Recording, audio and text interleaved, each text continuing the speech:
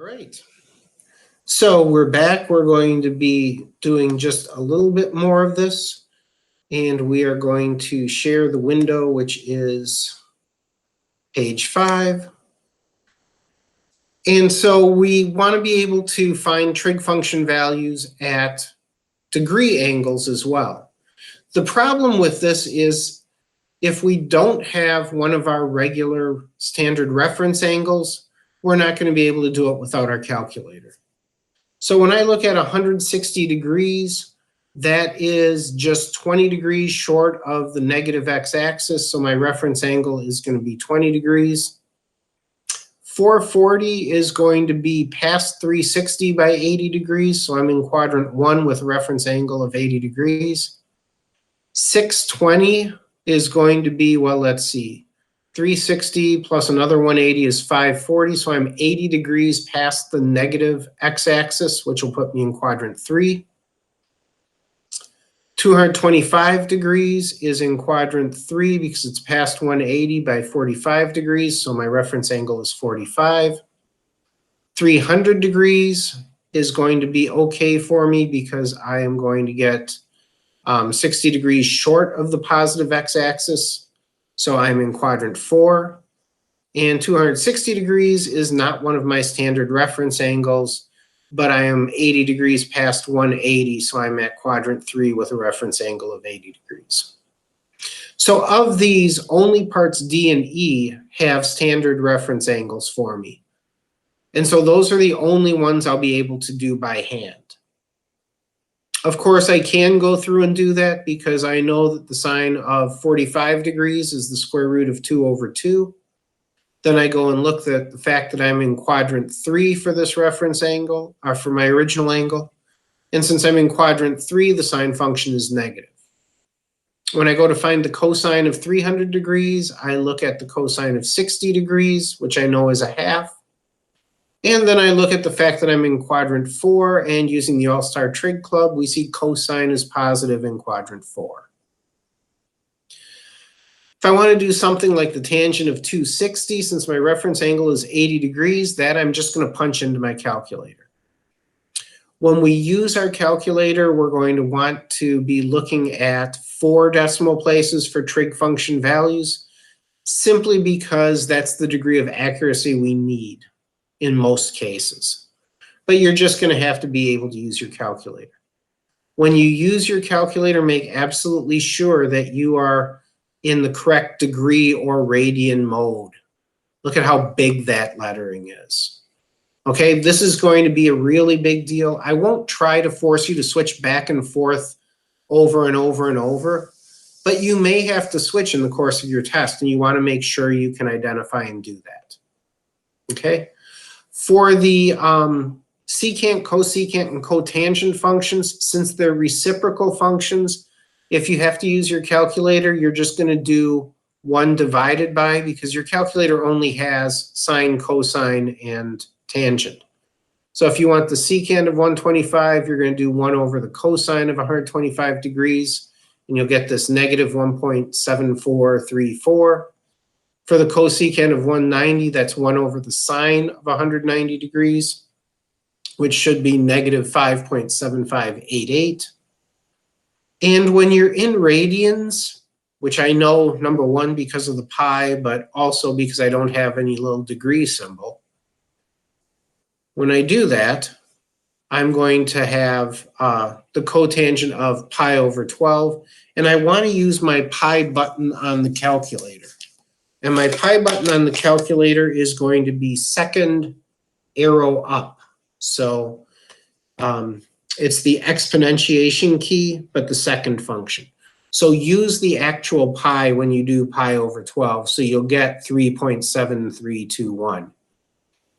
If you don't use the pi button and you use something like 3.14, very often that's not going to be accurate enough, and you're going to have to get more decimal places in there. So just use the pi button. All right, so for fun, we get to do 2 examples. We have a clinometer, which is a tool that is going to measure the angle of elevation to a point from the level the tool is held at. So suppose we're surveying and that the clinometer is 4 feet on a tripod. A worker walks 100 feet down the road, which is at a steady incline. That worker holds up a pole that's 4 feet high. If our clinometer indicates an angle of elevation of 4.6 degrees to the top of the other pole, how much did the road rise? So recognize angle of elevation is always measured from the horizontal. And so when I look at my picture, which is just beautifully drawn, right? I'm going to have 4.6 degrees here. So of course, what I'm really looking at, since my stick is the same height as my clinometer, what I really want to know is if I have an angle of elevation of 4.6 degrees and I use 100 feet of road, which would be the hypotenuse in this case, what's that vertical change? So even though it's vertical, I'm going to call it x because it's my unknown. And I know that that is the opposite side, so I have opposite and hypotenuse, which is going to be the sine function. So sine of 4.6 degrees should be x over 100. We just multiply both sides by 100 there, and we get that 100 times the sine of 4.6 should be equal to x. And then we multiply that out, make sure you're in degree mode, and we get about 8.020 feet.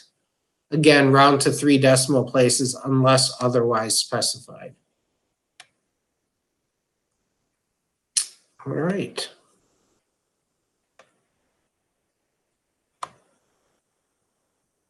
So then the last thing that we want to do is go in and do one more example. Just share the entire screen because it doesn't seem to work very well if I try to do one page at a time. And so for the last page, we have a plane descending for our landing. If the plane is a half mile from the end of the runway, and I should have been a little more explicit and said the plane is a half mile horizontally from the end of the runway. And my angle of depression from the plane to the runway is 4.1 degrees. How high is the plane? So again, angle of depression is also measured downward from the horizontal. So if my plane is a half mile horizontally from the end of the runway, then the vertical side is going to be one of the legs of my right triangle and the horizontal side is the other leg. 4.1 degrees there means I've got opposite and adjacent, so that means tangent of 4.1 should be x over a half. And even though I hate compound fractions, I'm going to leave it that way because then I can just multiply both sides by a half and get that a half of the tangent of 4.1, or about 0.036 miles, is going to be my x value. Turns out that's 189 feet. All right, last thing I want to mention is that part of the reason we talk about the sine and the cosine using that co is because they're co-functions. And what it means to be co-functions is that they are effectively shifted by 90 degrees. So if I think of the sine of theta, it is the cosine of pi over 2 minus theta, and similarly, the cosine of theta is the sine of pi over 2 minus theta. Tangent and cotangent also share that relationship. Secant and cosecant also have that relationship. So this is why the co-function for secant is cosecant. And that's just because the cosecant of pi over 2 minus theta is going to be the secant of theta. All right, so that should be it for this unit. We should be able to go back and finish everything. And hopefully these post and these work really well for you. I'm going to attach them as a playlist, so hopefully you can do all of them at once if you really, really want to. But I've tried to keep them moderately short. Yes.